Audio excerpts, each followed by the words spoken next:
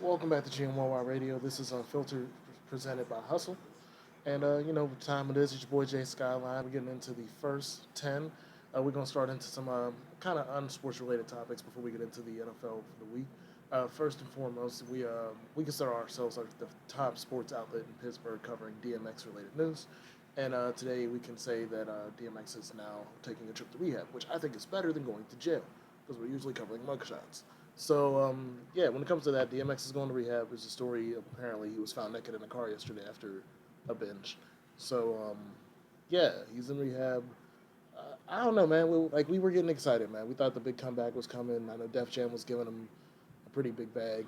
Um, yeah, you know what happened with that. At least the first. He did the first tour last year because we was making bets on it, and you won. uh, but no, I'm hoping some music was recorded before this happened. I mean, hope he did something. In other news, Kanye apparently made a slip of tongue at one of his weird cult-like church Sunday things that he's been doing. Some of the music sound cool, but it's a weird thing to me.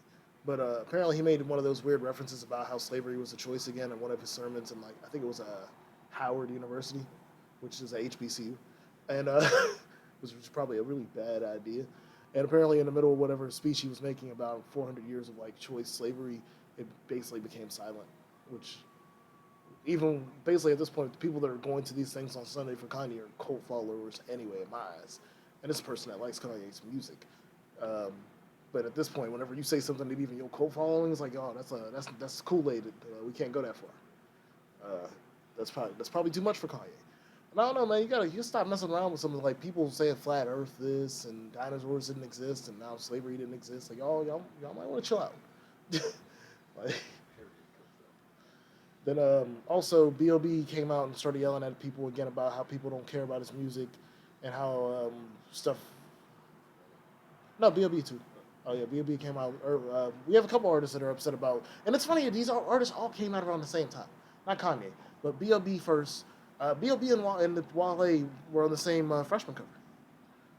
Um, and both of them are upset about this point. Even I think Wale is doing much better off than where B.O.B. is in his personal success in his career at this point. Even though they're both, I think B.O.B. is still on Grand Hustle, and I know Wale is still on Maybach Music, and he's on Warner Brother too. So he left Def Jam to go to Warner Brother, but he's still under the imprint of Maybach Music. But no, B.O.B. is upset about people saying that they don't. I think it was a hoax. There was one of those hoaxes where people were saying B.O.B. died, and a lot of people were coming out saying R.I.P. B.O.B. and B.O.B. was like this fake love, and they don't care about my current music. Da da da da da. Basically, the idea this my cells don't show the love that y'all trying to give me because y'all thought I was dead. But I'm like, I don't know if you want to start making that argument. I just don't. I don't know. I don't know if it's time to make that argument. You still might want them cells when you're gone for your family and stuff. So, and on the other side, Wale dropped his new album, which was pretty interestingly named because I admit that until I saw the promo for it, I didn't know he was dropping an album. And I think the name of the album was a play on the reason that nobody knew he was dropping an album. Yeah, wow, that's crazy. Is the name of the album. I only listened to a couple jams. I'm gonna listen to more of it and give y'all a mini synopsis probably in a week or two. But Wale is never a bad artist to me, man. It's just his attitude makes me not want to listen to him. It's really just how it is. Again, he's another artist. He's been complaining recently about. He just went to Warner Brother, and he's already complaining about Warner Brothers' promotion of his album. Which at this point, how I look at rap and especially rap and R&B, I feel like a lot of promotions on the artist at this point. Your social media and how you maneuver in life kind of dictates where your sales are gonna go. I don't know a lot of artists that are just coming straight off of just your label, unless it's people that I just don't believe should be famous. But when you're supposed to be somebody who's lyrical, I don't think the label's gonna help you much. I really don't. People like Kendrick and J. Cole, I don't think are making their label do the groundwork to make them who they are.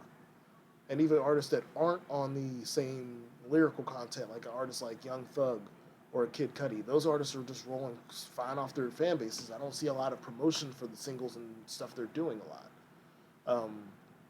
So yeah, no, that's how I look at that for Wale and how that goes. But no, I mean, like I said, the album's gonna be good. And again, me always, and I know Malachi agrees. Wale's always just been on the wrong label. I don't have the same theory that Malachi has the theory that Wale and Basically, if rap was a sport that good music and Maybach music should trade Big Sean for Wale. Is what you said before. It's a Big Sean. I thought you said Big Sean. That was way back. I don't know if I agree with that one. I know either you or James at one point said that the trade should be Big Sean should have been on Maybach music and Wale should have been on good music. It kind of might have been me. I kind of see the Wale side of that. So, but I mean, I don't know. And also, because we haven't talked music in a minute. Big Sean has made a small comeback. He's dropped a few singles. He dropped a freestyle and he dropped a track with Hit Boy and ASAP Ferg that I like. It's short, but I like. It's called Berserk. It's also funny to me that I feel like I have to look it up. There's a decent amount of Big Sean tracks that have the same name as Eminem tracks.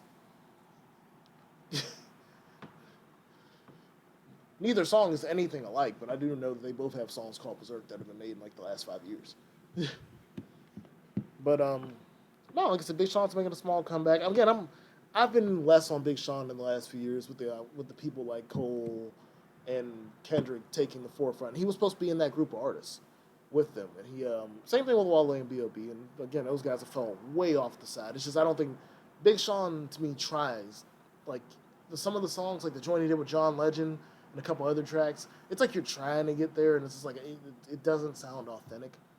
So I'm wondering if he'll get there with this.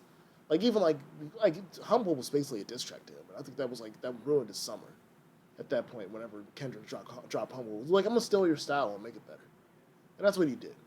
It's something Drake usually does, and Kendrick did it to Big Sean. So that's how that one worked. And in other news, man, like I said, a lot of other things are going on. Also, we know I'm just gonna call him Rainbow Hair because I ain't going by name no more. But we know now that his sentencing date is December or something. I don't know the exact date, but apparently he has a contract to do a $10 million album, one album in English, one album in Spanish, and it's gonna be weird because I'm like I don't see I don't. We've never had something like this happen where we know somebody is like fully snitched, like really, really snitched, and come back. Like some people try to question like T.I., and we don't. I don't really question T.I. People question Rick Ross for the authenticity of what he's done in his life, but we don't know if nobody knows if Ross is a real snitch. Other artists that have gone to jail that we know have never really done, like Mystical, Lil Boozy, Shine, them dudes are all solid. They took their time. But we don't know what a career coming back from actually snitching is going to be done. Like, we don't know anybody that's come back from snitching. I think the closest is Alpha Mega, and nobody cares about Alpha Mega. Nobody cares about Alpha Mega. So, yeah, we don't have, like, everybody else that we've seen come out of rap to do this, it did their time or got out quickly, but there was never anything that was like, he snitched. Like I said. So this is gonna be weird, man. Like I said, I'm not here, and there's artists that are not like fully against them yet. Like I know Casanova has come out and said that he doesn't hate it, and I know somebody else. I think it was somebody outside of rap. Charlie Pugh said he would produce the song. That's the dude that did the hook for the song for Wiz Khalifa to Fast to See You Again. Which I mean that's a dude that's outside of the game, so he might be okay with snitches, but. It's a weird label. That's why we're waiting to see when he gets out. It's not like a normal top label that's doing this. I don't. Yeah, records. And then also there's things that 50 Freaky Zeke and Jim Jones have come out and finally threatened 50 because 50 said that Jim Jones was an informant and put out some really interesting facts about it that made it seem. I don't know how much you trust 50 Cent and his knowledge and what he posts on sites, but the stuff he posted about Jim Jones seemed low key legit. So they had to come out and say something. I just don't know if I'm threatened by Freaky Zeke at this point in my life. But 50 Cent seemed not threatened either because he kind of put his whole location out on Instagram after the fact. Something about Austin, Texas or something. He was like, I'm hiding in Texas at one of the hotels. Not even a really good hotel either. And yeah, it was just like he said all this shit out in the open. I'm like, all right, 50, I mean, he just trolling y'all now. So, but no, I mean, this whole thing with 6ix9ine, whatever y'all want to call him, it's gonna change New York rap at least for the near future. I don't know about the entire scope of rap, but New York isn't gonna be the same for a while when it comes to how rap. I mean, they also tried to ban a couple rappers from Rolling Loud I think Casanova, Lil TJ, I think the one dude's name is, and a couple other people were trying to be banned for gang affiliation. So that was interesting. But I don't know. That was the first 10, y'all. We about to switch right into this sports talk right here. You know what time it is. It's week 6. Some of y'all might be dual watching both the game and the podcast right now. We got the Packers and the Detroit Lions actively playing in the NFC North matchup on the Monday Night Football. We got Matt Stafford versus Aaron Rodgers. But we're going to get into what's going on this weekend first while the game is playing. First and foremost, we're going to go back to the Thursday night matchup, which showed that the New England Patriots are still the New England Patriots and that the New York Giants aren't ready. A lot of people thought it was going to be like one of the old Super Bowl matchups where the new Daniel Jones would show he was the next Eli Manning by beating Tom Brady. And people think Tom Brady looks a little older, but it's still the Patriots. And as long as it's the Patriots, I mean, whatever. Y'all gonna have to hurt him. That's where I'm at with Tom Brady. And I'm not saying that I want Tom Brady to get hurt. I'm just saying, like, stop thinking this man's going to slow down. We already saw what happened in this weekend with Houston and Kansas City. That Kansas City might not be the hope. Deshaun Watson and the Houston Texans went out there and beat Kansas City this weekend. And again, the Houston Texans are probably going to get Deshaun Watson killed before the end of the season. They don't have an offensive line. So I'm not too worried about the Texans either in the AFC. So who's supposed to stop the Patriots? The Bills tried, and they lost by 7 points. Obviously, the Chargers are done. We'll talk about that in a second, but like that's over. So yeah, I don't know what's going to happen in the AFC about who's supposed to stop the Patriots at this point. I know the NFC is stacked from head to toe, so I mean, whoever kills each other to make it to the Super Bowl is going to figure that out. But with teams like Kansas City showing they have holes, Baltimore has definitely shown they had holes recently, and I like Lamar Jackson. And there's other teams that I'm just not trusting yet in the AFC. And then there's like, what's going to happen with the AFC North? Baltimore's been losing games. Cleveland, y'all thought y'all had something. Y'all quarterback look like this is the problem with the NFL. We don't judge when it comes to quarterbacks. We usually try to compare quarterbacks to their race. That's not what you should do with Baker Mayfield. Y'all know who y'all should compare Baker Mayfield to? Jameis Winston. And Jameis Winston ain't gonna have a job after this year. I promise you that. But he's thrown like 11 interceptions this season already. You know who hasn't thrown 11 interceptions? Lamar Jackson. Lamar Jackson got 11 touchdowns. That's a complete difference. Baker Mayfield's just not playing well. Odell Beckham Jr. is not getting the ball enough for the amount of money that Odell gets paid. Shout out to Odell though, because apparently he's causing no problems. So it's not like people always think that Odell's like a problem or he causes issues in the locker room. Odell ain't been no issue. Jarvis ain't been no issue. Chubbs, the running backs look good. It's Baker Mayfield does the same thing every play. Gets the ball, looks up, makes one read, and starts drifting to the right. It's the same. Like, look, you could go back and look at like 50. There's like 1 or 2 times where Baker doesn't do that, but most of the time when Baker is about to pass the ball, he makes one read. If that receiver isn't open, he starts running to the right. I don't know why. It's like watching like a 12-year-old play Madden. They don't know what they're doing, but every time he gets the ball, he's just running to the right. So, but after that, but yeah, no. Monday, last night we had the Steelers upset the Chargers at home on the West Coast in their home stadium. I don't know what to tell the Chargers, man. It's bad enough that their stadium only fit 27,000 state people. It's a small stadium in the NFL. It only fits. It's a soccer stadium for one thing. They're only in there for the rest of the season, huh? Yeah, it's Highmark. It's in Los Angeles, so it's like a high-level Highmark, but it's Highmark for us. If we compare it, they playing in Highmark for LA.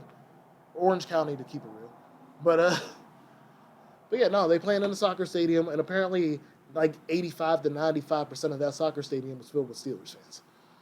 Also, it got to the point where, and honestly, I don't care. Like, I can handle the fact that our team ain't got no home field advantage. That's whatever, because the Chargers shouldn't have home field advantage. Y'all shouldn't have left San Diego. Let's keep it 100. But y'all ain't gonna play the other team's music. Like, somebody need to be fired. In the third quarter, somebody played Renegade, which at this point everybody knows what the freaking roller coaster. The Renegade is like the theme song to the Steelers. And they played Renegade in the Chargers Stadium at the end of the third quarter for some reason, and then like turned the stadium upside down. And I'm just like, and Chargers players are now mad about it. And I'm like, you got a right to be mad. It's one thing if the people who came to pay to watch the game showed up in the other team's jerseys. Y'all can't control that. But the people that play y'all music that's supposed to be on y'all side, nah, man, somebody gotta go. And I want to go talk to somebody. If I'm Phillip Rivers or somebody important on that team, I want to go talk to somebody. I ain't gonna play us like that. That's fucked up. But no, but it's always been like that. If you look at past games, even in San Diego, the Steelers going to San Diego, it's still the same thing. They just have a West Coast fan base, and it's one of the few West Coast teams that doesn't have that strong of a fan base. Like the Steelers can't do that in Oakland. Oakland's a smaller city than Los Angeles. Oakland Raiders will be okay in their home, even if they played in Oakland this year, which I don't know if they do.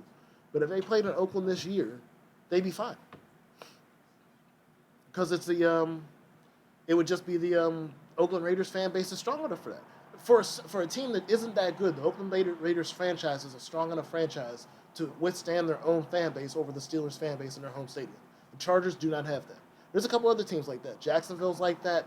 I would say the Texans are like that because they couldn't do that to the Cowboys for real, but they could do it to the Texans. They could do it to the Rams. They just haven't played the Rams in LA yet, but they could do it to the Rams in LA. I think the same thing would happen, and it's a bigger stadium. They're just teams that you have to have a significant fan base to fight this stuff off. Atlanta, it happens in Atlanta, and they got one of the biggest stadiums in the country. And it happens to Atlanta all the time. Fans call it something?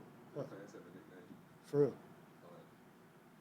No, I don't All think these so. places, none of the fans have a nickname. No. See? That's why you lose. But Oakland, the Oakland fans got their own thing. You can't do it in Cleveland. Cleveland fans got their, that part right there proved the point of that they still lose though. They've been the dog pound for I'm years. just saying your stadium being dominated. Oh yeah, because even Cleveland being bad, like the Steelers fans don't take over Cleveland. Because their fans have even the Redskins fans have their, It's little weird. hog chicks or whatever the dudes that dressed up with the hog noses. Yeah, that's weird, man. It's weird over there. Their fans don't do nothing for the Chargers. But no, you're right. But I just like it's because this happens a lot, and people talk about it with the Steelers and teams like the Steelers, the Packers. Because the Packers is a straight phenomenon because they have the smallest team in the NFL. They have a nickname. But yeah, but like it's weird. Like it's just one of those things that can happen in certain places. And it's a weird thing because they won with their third string quarterback, and Phillip Rivers is probably a Hall of Famer. And that's probably the worst thing about it. Even though I will give it to the Steelers, they went back to old school Steelers. They stopped the attempts to throw 500 yards, and they went to running the ball and playing defense, which worked. Which also makes Ben is the one least out of the people I'm about to question. But before we get into the end, I want to question hurt QBs and if they should be allowed to get their jobs back. I wouldn't go there with Ben yet because I need Mason to come back to prove that. I don't think this dude from Samford University is going to prove that. Hodges. But Ben wasn't looking good before he left. Like, dude wasn't looking good before he left. So I'm just saying, like, hey, man, is it time to maybe go see what these young dudes can do for the cheap? Because Ben, again, was the highest paid quarterback in the NFL for this season. That money could be going to other places. It's obvious to some of the places on the Steelers. Like, the defense is looking better. Some of them dudes is getting old, though. So I'm just saying that. After that, we got, I think it's already a done deal down in Jacksonville. But we got Jacksonville who signed Nick Foles this year, Super Bowl MVP with the Eagles. And he got hurt in the first game. And now they got Minshew, a.k.a. Uncle Rico from Napoleon Dynamite out here killing it with his mustache and all. And I think he's going to have the job. I think that's a done deal. Gardner Minshew's going to have Gardner Minshew the second, which I told you what he was before. He is Gardner Minshew the second, but there is no Gardner Minshew the first. His dad's name was like Dave or something. He just wanted him to be the second. I don't know why. His name is literally Gardner Minshew. His name is Gardner Minshew the second. Like, that's literally his name. I don't know what to tell you. That's how the man is interesting. But he looks like he's taking Nick Foles' job. So that one in Jacksonville, I think it's a done deal. He'll be the new starting quarterback down there for the near future, which I think he should be. And then the biggest elephant in the room is, and I don't even remember dude's name fully. I just think his name is Folk or something. But it's the Carolina Panthers. Cam Newton, the dude that's taking over for Cam Newton. Cam Newton starting it off 0-2. Since then, it's been 4-0 for the new dude, who I forget the name of because I honestly don't. He's just not somebody that hits my radar. I'm not gonna lie. But Christian McCaffrey looks like he's going to break the single season record for rushing. Oh, Kyle Allen. Yeah, well, it's Kyle Allen. I just don't. You got a basic name. But Christian McCaffrey, the endangered species at running back that he is, because he is one of like 3 of y'all out there. Y'all know what I'm talking about. He might break Chris Johnson's single season scrimmage record, and he's on pace to do it. I think he will. I'm at the point where as long as Christian McCaffrey doesn't get hurt, Christian McCaffrey's probably going to beat CJ2K's record for single. I think it's yards from scrimmage in the season. It's over 2,000 yards. It's like 2,009 yards or something. But I think he's going to do it. I don't know if he's going to break 2,000 rushing yards, but those receiving yards with the rushing yards, I think he's going to break 2,000 yards total. And then again, Kyle Allen, I don't know if he's better than Cam Newton, but my thing is I think Cam Newton may be washed. Meaning I don't think Kyle Allen is better than Cam Newton on his best day, but I think Cam Newton's best day might be past. And that's a legitimate question, but dude's been hurt a lot. And again, this is the weird thing about Cam Newton to me. His entire career where, like, he keeps on playing like a quarterback who's also a running back, it's going to shorten his career. Da-da-da-da-da-da-da-da. Bro, we're like 8 years in. What is his shortened career? Probably where he is now. Because we never changed how he played football. It was cool watching him play. It was cool watching him run people over. Because the dude was big enough to run over some linebackers, but that shit takes a toll after a while. And it's not the way a quarterback's supposed to live. Look at Steve Young. Steve Young is a Hall of Famer. Had a better probably team around him. Steve Young's career was short because he was a running quarterback. Randall Cunningham. And I love running quarterbacks. I'm not even trying to shit on the running quarterback. But if you do not change your style to throw the ball more like a McNabb. Even Ben ran a little more than when he was younger. But when you grow, you have to learn how to throw. And if you don't learn how to throw, your career's gonna be shorter. It's just gonna be shorter. It's guaranteed. The only person's career who I don't think would have been shorter, if it wasn't for some things we ain't gonna talk about, was probably Vic. I think Vic had the ability because his arm strength. He had to get the accuracy straight. That his arm strength was there. That he probably could have settled down. Same thing with RG3, but RG3 had his whole leg shattered, and that's a whole different type of injury that can just impact your career. But you can be athletic and be able to do this. I think Patrick Mahomes is that. Patrick Mahomes is really fast, but he doesn't try to run. So we don't see it. But you got to be, and Aaron Rodgers. Aaron Rodgers is one of the faster quarterbacks in the NFL. It's not always running. But if you run, you're going to, like I said, you're going to have a shorter career. And I think at this point, Cam Newton with his shoulder, this thing is a foot issue. And I don't know, I think he wants to be a runaway model, to be honest with you. I think it's just time to go on to your next life, man. I think it is. And it might be the Panthers that have to force him to do that. Other thing is, if you're a real football fan or just a fan of sports in general, you know one thing about the Carolinas in general is they've been looking for an excuse to get rid of Cam the entire time. I'm not talking about us normal, rational folk. It's like if you're a Steelers fan and you see the people that are trying to get rid of Mike Tomlin every time you turn around. It's the same folks down in Carolina are always like the backup quarterback who happens to not be the same color as Cam. We need to let him see if he can do the job. Even when they were going to the Super Bowl, the backup quarterback was like, hey, we should probably see what this other guy is. He might be better than Cam. It's the same thing with the Steelers. Like the Steelers could be 9-3. They get blown out one time and go to 9-4. It's like, hey, man, it might be time to let Tomlin go. And this year looks bad, but there's a bunch of injuries. But like real shit, if you're from Pittsburgh, you know what I'm talking about. And you know who those people are. The same people down in Carolina say, hey, man, let Cam go. We don't need Cam. He's too flashy. We need us a simple guy like Kyle Allen. Yeah, it's one of those. So that's so I'm like, the people in Carolina kind of want to get rid of Cam. I don't know where Cam goes from here because he's not going to retire. Like I'm joking around about trying to be a runway model. Cam ain't leaving. But it's the idea that I think the Panthers, it's time for the Panthers to go on from this. I don't think he's going to get any better. Y'all apparently don't want him to change how he's playing because y'all keep on running the same plays and get him hurt. That's the other thing. Like y'all run the same plays and keep on getting the man hurt. What's the change? Y'all ain't done nothing for the man. Y'all ain't saving this man's life or nothing. So, but on to the elephant in the room. We're going to get into what happened with my team, the Rams and the 49ers yesterday. It's the finale of the show. Well, actually, no, it's not going to be the finale. We're going to go one more because there's one. No, I was ready, but I forgot. There was one more that's almost important because the fan base is as important as my fan base, and it's my family's fan base. My brother and my dad are Cowboys fans, and I feel like that loss is worse. At least we lost to a good team. The Cowboys, who are supposedly a Super Bowl contender too, just like my team, supposedly, lost to the Jets. I woke up this morning and played the radio and listened to other people who talk about sports. You know what I heard over the radio, which I guess is the chant that used to be played for the Jets back in the day, because I've never heard this before. Jets, Jets. They just be cheering that shit around New York when the Jets do anything happy. Y'all lost to the Jets with the dude that got mono. That was his first game back. Shout out to Le'Veon Bell. That's the only thing that's good about the Jets. I ain't got no issues with Le'Veon Bell. The rest of y'all do, I know that, but I ain't got no issues with Le'Veon Bell. But that's the only good thing about the Jets. And the Cowboys lost to the Jets. Y'all want to give Dak Prescott that money for real, man? Y'all want to give a dude named Dak, I think his real name is Dakota, which I'm still questioning on a nigga named Dakota. Uh, but y'all really want to give him that money? Like, it's one thing y'all had to give Zeke the money. Zeke is the real deal. But y'all really want to give Dakota the money? I'm about to start calling him Dakota too, as long as he's trash. It's gonna be I'm like, we're going with your full name. Like, I ain't doing that to Cam. Cam at least was an MVP and went to the Super Bowl. But Dakota, you ain't really done nothing. And you want the like top paid quarterback money. Like, think about that, Mr. Prescott, Dakota Prescott.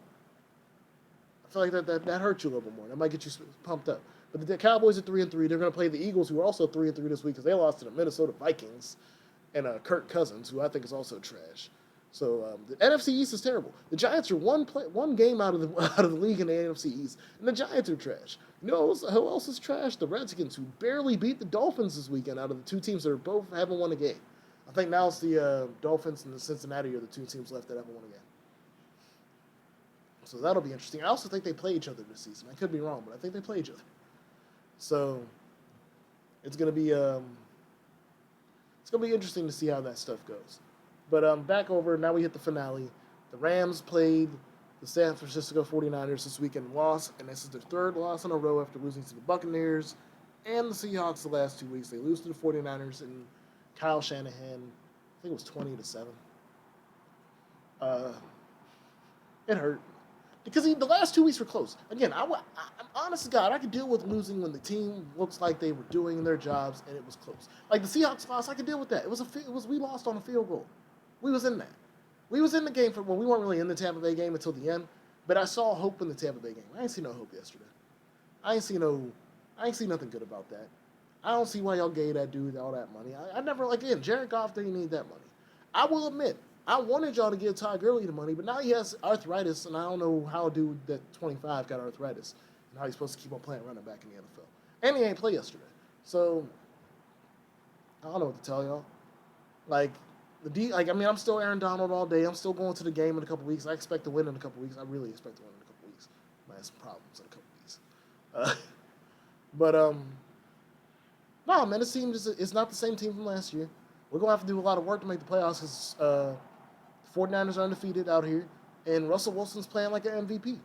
Like, to me right now, especially after the Kansas City loss yesterday, the MVP race is between Russell Wilson and Christian McCaffrey. And I know that sucks, and I'm going to be the first person to say this is not, I'm on Christian McCaffrey's side on winning MVP because I am tired of the idea that only quarterbacks can win MVP. I understand that if Christian McCaffrey wins MVP, it's gonna look like they let the white running back win MVP. But Christian McCaffrey is doing some shit that it's just we don't see people do. Like, we gotta be legitimate about this. It ain't even just because the dude's white. Like, this dude, we can't Isaiah Thomas him. Like, Isaiah Thomas tried to say Larry Bird was only white because he was white, and I'm like, no, Larry Bird was really cooking dudes too. And that's how I look at Christian McCaffrey. Like, Christian McCaffrey is cooking dudes. He's the only reason the Carolina Panthers are winning games. And I'll admit that Russell Wilson's the only reason the Seahawks are winning games. So it's going to be a tough toss-up. And I'm just like, if I like it, and I wish they'd give it to a wide receiver one day or another defensive player, but it's going to be a while. I think Khalil Mack might do it one day, but that's if the Bears can get their shit straight. But, no, man, I think Christian McCaffrey, real shit, could be the MVP this year. If not, it's going to be Russell Wilson because they give it to quarterbacks.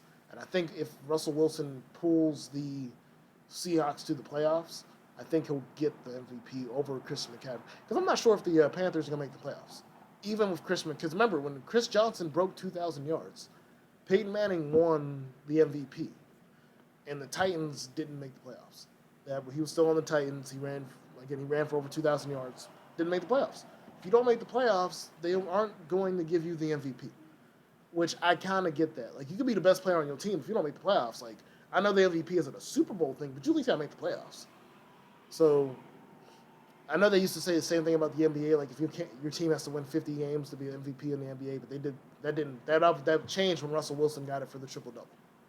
So, I don't know if that's going to change for Christian. But again, I still think they can make the playoffs. It's just going to be tough. The NFC North has a bunch of teams. Low-key, I know if the Panthers make the playoffs, the Rams didn't make the playoffs because there's just not enough room.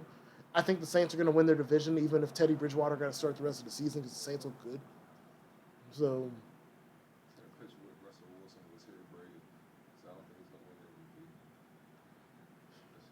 every time I know what you're talking about. Malachi said he saw a picture with Russell Wilson with his hair braided. The meme I keep on seeing is like whenever the undercover comes up to you, trying to talk to you and stuff. Like it's I don't know, man. I thought that Russell Wilson just needs to chill. Russell Wilson with braids. It's not the is it is it is it it's not Jerry Rice braids level, but it's close. Jerry Rice was more just a Hairline was too far gone. So, yeah, no, this was Unfiltered, y'all. We just want to get a quick episode in for this week to let y'all know what was going on. And I'll be back. The Rams will be back. My feelings will be back. And you know what it is. It's Jay Skyline, Unfiltered again, presented by Hustle and Grind Mode Worldwide Radio. And we'll be back next week, y'all. Thank you again.